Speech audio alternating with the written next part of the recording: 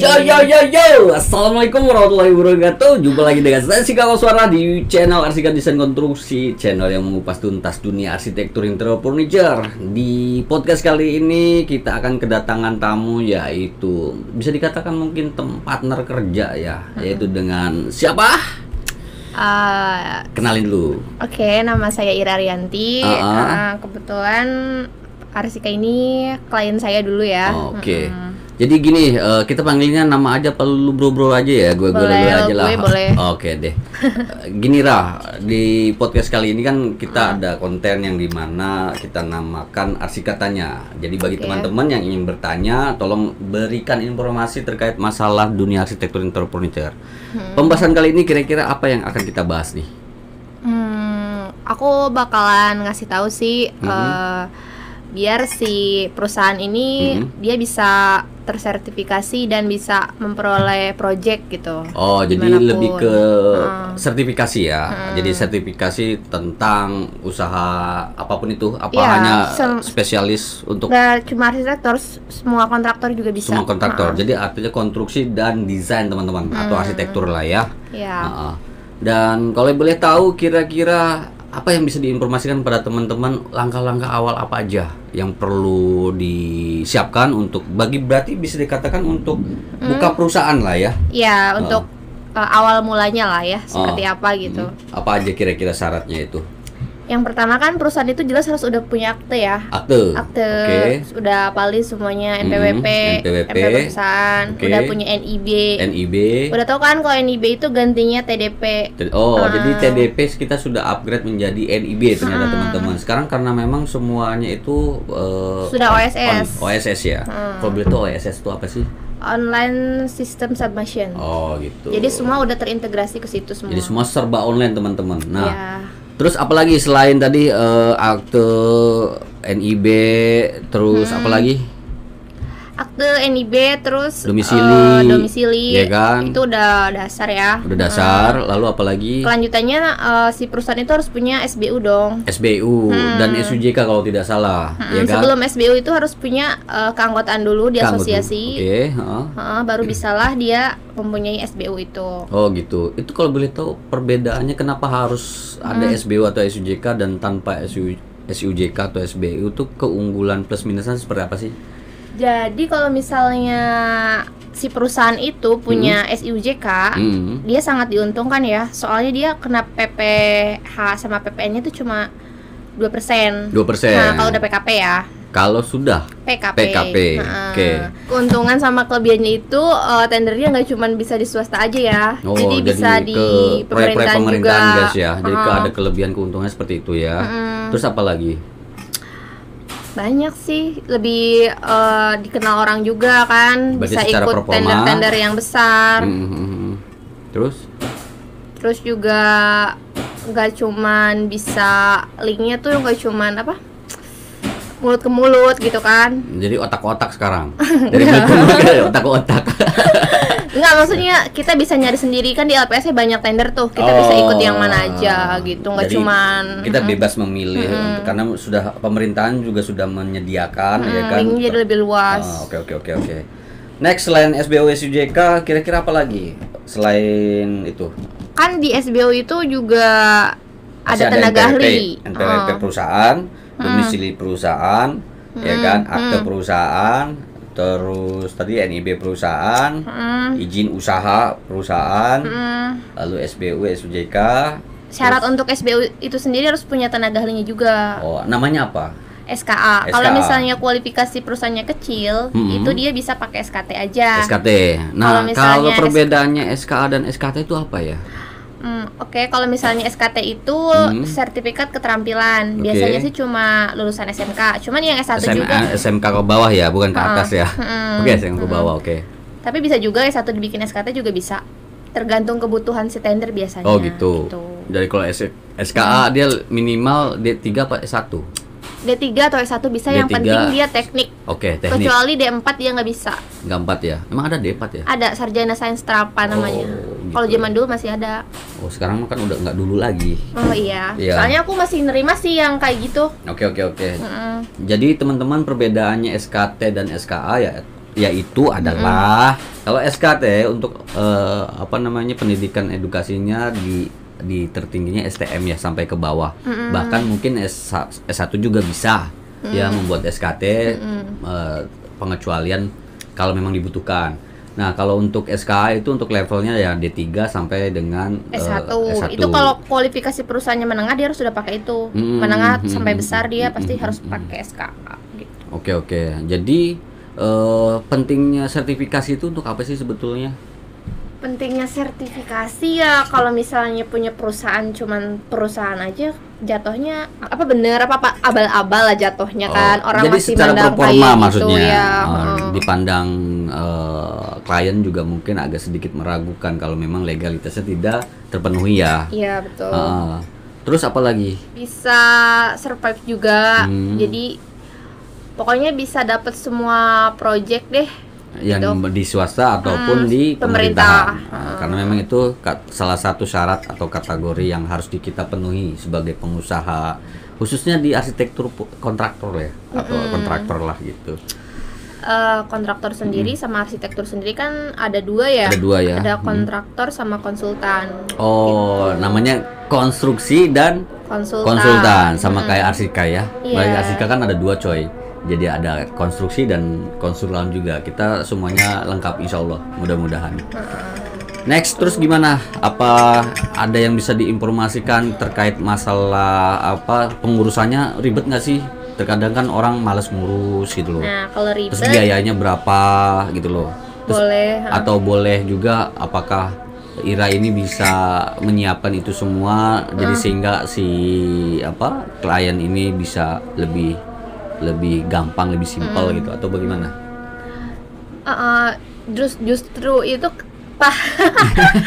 justru karena itu kita ada gitu kan. Kalau misalnya yang gak mau ribet, langsung ke konsultanku aja gitu. Jadi kita urusin dari awal sampai akhir sampai selesai. Pokoknya dia cuma ngasih data-data aja. Berarti syaratnya sebetulnya untuk teman-teman yang ingin membuat perusahaan tinggal cukup pakai sarung dan koyo ya. Di Temel. Kenapa? Karena harus nyiapin uangnya ya. Betul. Tapi kalau boleh tahu bisa disebutkan nggak untuk nominalnya berapa untuk pembuatan Bisa. Kayak tuh? Paket lengkap ya sampai SUJK gitu kan. Tapi semua itu juga tergantung sama daerahnya sendiri sih. Jadi beda-beda tiap daerah. Ya anggaplah kita bicara Jabodetabek khususnya. Jabodetabek pun beda-beda. Untuk Jakarta ya, range-nya kalau misalnya kualifikasinya kecil itu 15 sampai 20 jutaan. Itu udah sampai sertifikat apa tuh? Udah sama SUJK. Udah lengkap. Kisaran segitu ya. Itu 15. Untuk kualifikasi kecil. Kualifikasi kecil. Menengah itu di angka 30 sampai 35 juta deh. Yang tinggi, yang berat ya? Yang B bisa sampai itu kan udah gede banget ya, bisa sampai ratusan juta sih. Oh gitu ya. Jadi teman-teman kalau memang berminat ya silakan sih, bisa nanti kita kasih di kolom deskripsi. Kali aja kalian mau bikin perusahaan dengan tentunya paket lengkap yang tadi Ira bilang, bisa dihubungin ke Ibu Ira ya, nanti ada di kolom deskripsi. Dan terus apalagi kira-kira yang bisa diinformasikan pada teman-teman terkait masalah ini? Apa tuh? Kira-kira langkah apa aja sih? Kadang kan kita bikin ini harus kemana dulu, awalnya apa dulu yang harus disiapkan gitu loh. Bagi mungkin tanpa konsultan lah ya, dia bisa ngurus sendiri, katakanlah seperti itu. Kira-kira apa aja yang harus disiapin? Yang pertama yaitu dia harus udah upgrade ke NIB dong dari TDP kalau perusahaan lama ya. Anggaplah saya nggak punya perusahaan nih, saya pengen bikin perusahaan. Kira-kira saya harus kemana dulu? Saya urusin kemana? Pertama buka akte notaris dulu dong. Bukan akte notaris, berarti datengin notaris terdekat Anda, ya kan? Notaris, terus buat NPWP ke KPP. Kalau tidak salah itu ada persyaratan minimal 2 orang ya kalau nggak salah. Oh di akta. Jadi minimal 2 orang. Kalau misalnya dia ada suami istri, dia harus satu kakak, satu orang. Di luar. Berlaku untuk 1 kakak. Kalau membawa 2 orang itu harus beda nggak 1 kakak maksudnya teman-teman. Iya, nggak 1 kakak. Terus apa lagi? Ke notaris, kita bikin akte perusahaan, membawa sudah keluar SK-nya semua. Iya. Terus apa lagi? Lanjut bikin NPWP. NPWP itu kemana? Ke KPP lah. KPP terdekat teman-teman. Jadi sekarang semua serba online. Jadi bisa ke yang terdekat saja. Ya, lalu habis KPP bikin NIB, bikin akun OSS dulu. Itu kemana? Bisa dibuka aja di oss.go.id. Nah, jadi nanti ada oss.co.id. .go. Oh, terus apa lagi? Terus habis itu kita bikin SKA-nya dulu, tenaga ahlinya. SK. Habis itu SK ini tenaga ahli apa berikut yang pendiri bukan? Enggak harus. Oh, jadi yang karyawannya maksudnya ya? Iya, karyawan di situ. Oke. Terus? Tenaga ahlinya terus bikin. Oke, sorry saya potong. Boleh nggak pengurusnya pakai SK? Pengurusnya? Boleh. Jadi teman-teman bisa nggak harus ada karyawan sih. Artinya memang bisa pakai yang lebih simpel itu SKA pemilik ya. Seperti itu. Terus apa lagi? Habis SKA kita bikin KTA, kartu tanda anggota buat perusahaannya. Itu kemana? Itu ke asosiasi. Asosiasi apa tuh? Asosiasi yang diakui oleh LPJK. Salah satunya? Banyak, dari ada HJKI, ada Gapensinas, ada Aklindo, Akli, ada Gapexindo, ada Inkindo, banyak deh pokoknya. Banyak pokoknya, dan itu semuanya sama lah ya? Ya sama aja sih. Intinya sama ya. Cuman ada yang udah tua agak mahal gitu. Udah tua agak mahal. Makin tua makin mahal. Iya, makin tua makin mahal asosiasinya. Tapi semua itu diakuin juga sih. Semua diakuin ya. Setelah dari sana, terus kemana? Barulah kita bisa bikin SUJK-nya. SUJK-nya juga online. Kalau boleh tahu masalah prosesnya itu berapa lama ya, dari mulai akte, terus tadi NIB, kayaknya ada yang satu lupa deh kayaknya, domisili ya. Domisili juga penting sih. Domisili penting lah, karena memang itu kan salah satu syarat juga kan untuk mendapatkan NIB ya segala macam ya. SUJK juga bisa buatnya online juga sih sebenarnya. Kalau yang nggak mau repot ya, kalau Jakarta tuh ada namanya Jakevo. Kalau misalnya di Bekasi namanya Silat. Kalau di Tangerang tuh namanya Simponi. Jadi semua daerah tuh udah ada aplikasinya tersendiri. Itu tadi sampai di pengurusan apa tadi? SUJK. Setelah itu apa lagi? Udah keluar lah si kontraktor itu, udah punya legalitas yang lengkap. Dia udah survei buat tender, buat segala macam, ambil pekerjaan, swasta bisa ngambil. Bahkan kan sekarang tagihan pun nggak cair karena nggak punya SUJK kadang-kadang kan. Oh begitu ya, ya betul. Sekarang urusan perbankan juga sekarang harus dengan SUJK juga kalau tidak salah.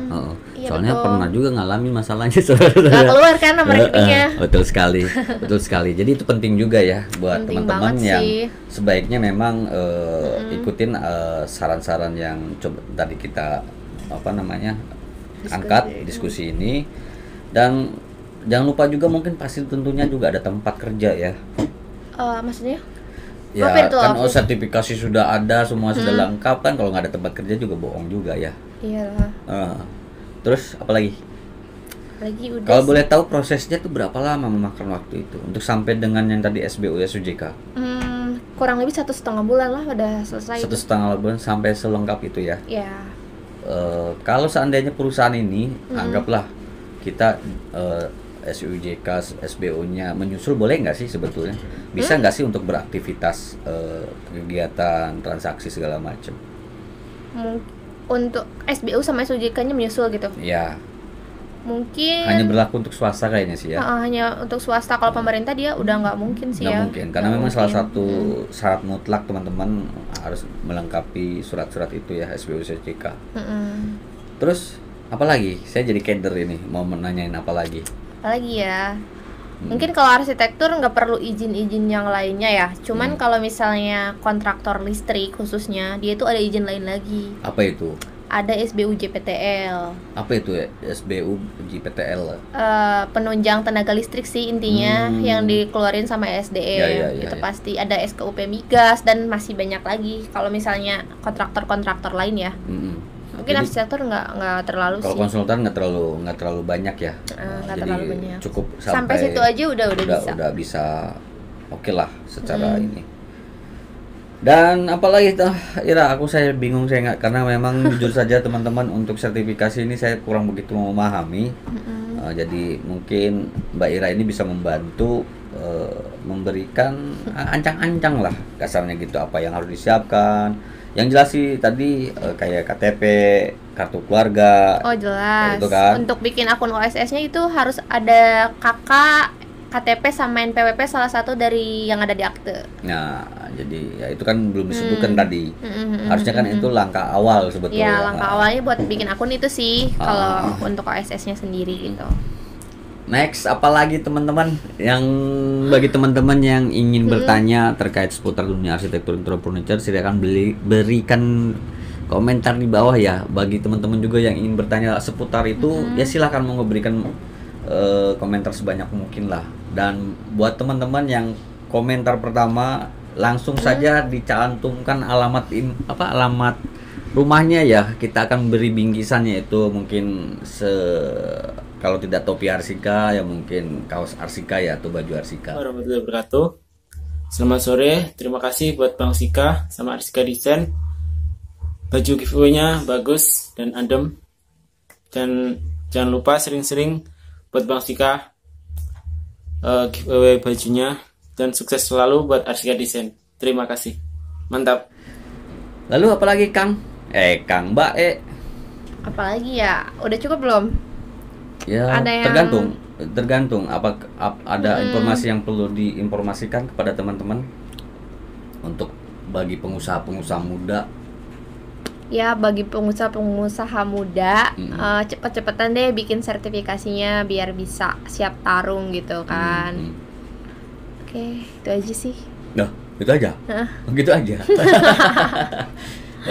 Jadi teman-teman mungkin sampai di sini kali ya perjumpaan kali ini, karena memang ya kebetulan juga kita juga dikejar-kejar dengan waktu ya. Mudah-mudahan informasi ini cukup sangat bermanfaat buat teman-teman, dan jangan lupa ya bantu kami untuk klik like, share, and subscribe ya, agar kami lebih termotivasi lagi untuk membangun channel ini dengan baik. Dan sampai jumpa, selamat malam, selamat berakhir pekan.